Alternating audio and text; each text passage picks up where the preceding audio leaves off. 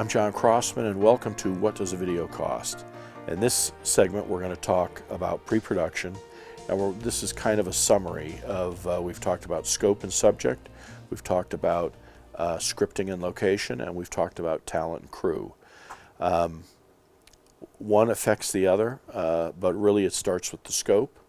And so one of the first things I said is the scope is really related to how much do you want to pay. So in this brief video, we're going to talk specifically about the budget. The budget is directly related to the scope, which filters down to all the various parts. Are you going to have a script writer? Are you going to, have more than a one-man crew? What kind of equipment is going to be needed? And then, how are we approaching this? Is it going to be fully narrated, or is it going to be some on-camera interviews with, experts in the various subjects that you're covering? Or is it going to, are you going to have an on-camera spokesperson, or some combination of above? All that, ends up with a budget. I said in the first segment that generally $1,000 per finished minute is where most video productions start. Of course, that is the same crew that it would take to do a 3-minute video is probably the same people and the same costs as it would take to make a 10-minute video or a 12-minute video.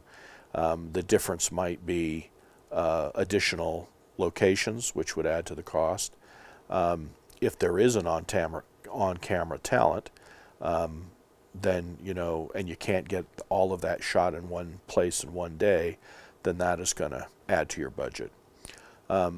There really is nothing I'm talking about that subtracts from the budget other than while that $1,000 a finished minute is a good way to start, it'll go up or go down based on all these other things.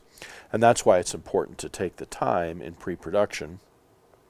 It's even better if you're willing to pay a little bit of money to get the person that you want, like myself, a video professional, involved in the pre-production, because you can do all your pre-production assuming that it's going to be narrated, or assuming that you can use your brochure for your script.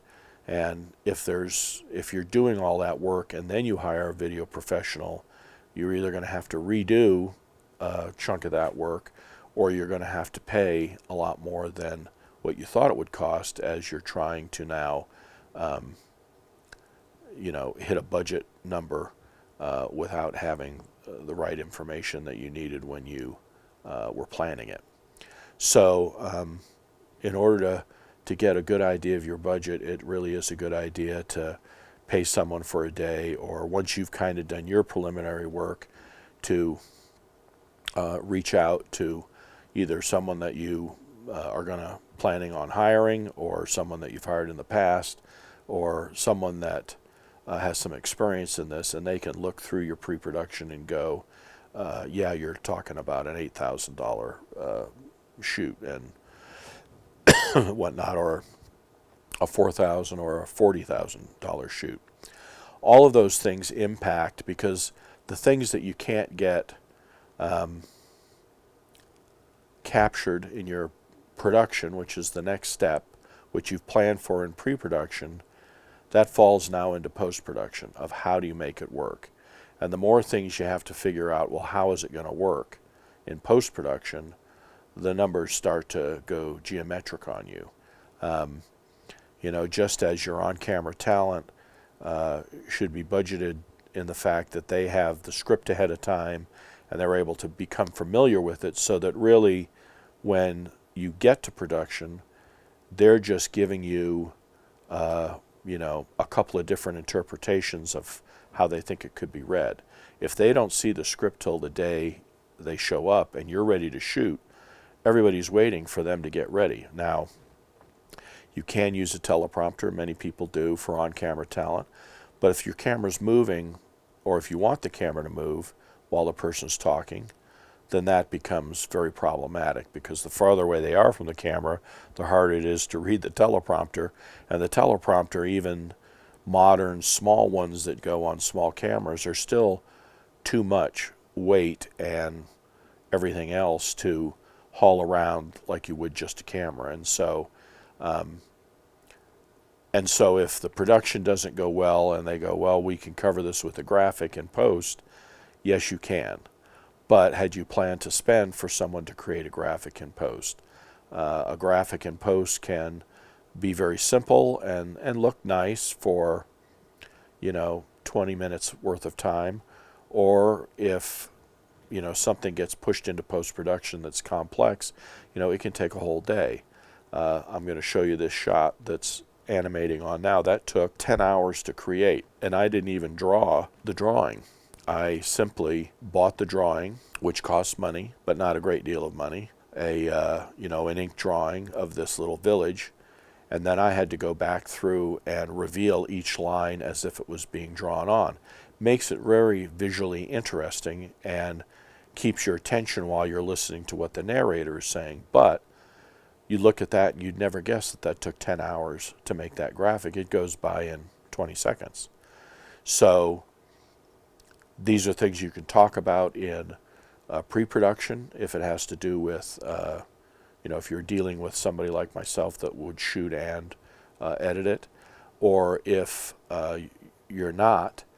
This particular example that I'm showing you was a complex project that ended up being all stock footage and graphics that I created using various things. Some are in 3D, some are in 2D.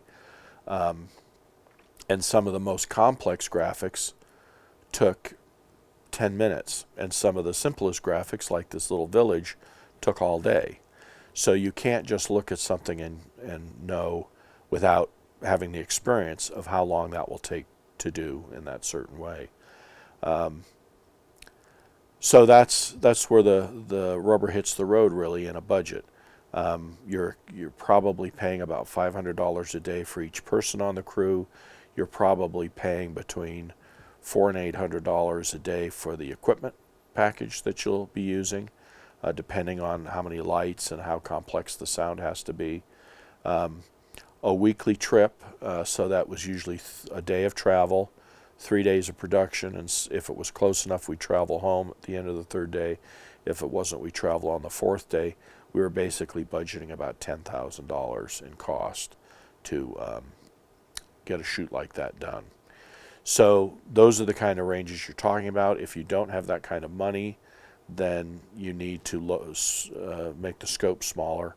If money is an object, then you just have to be smart about which one of these pieces and how elaborate the scope has to be to really effectively tell the message. And that's another way that a seasoned professional can help you.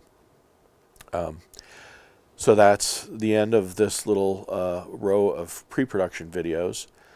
Next we'll go into in-depth in production and talk about many of the same things again. How location affects cameras and how the crew can affect production. While you might be paying for more people, in theory you should be able to get more done, things like that. If you have any questions, feel free to drop me a line at the bottom of the page. And if I get enough questions about a certain subject, I'll address it in a video. If not, I'll do my best to try to get back to you as soon as I can with your specific question. My name is John Crossman, and this is What Does a Video Cost? And thanks for watching.